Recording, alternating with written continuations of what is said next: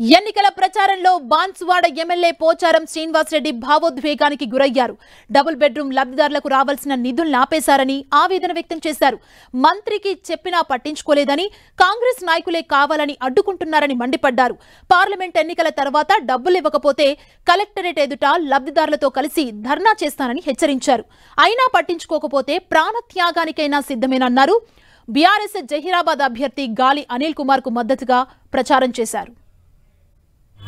ఈ ఎలక్షన్ అయిన తర్వాత ఈ 26 కోట్ల రూపాయలు పేమెంట్ ఎవరికైతే రావాలనో మా అన్నలు కూడా వినండి, మా చెల్లెళ్ళు అక్కలు వినండి, మీకండి పెద్దవాడిని, అందుకే అన్న అంటుండే నేను.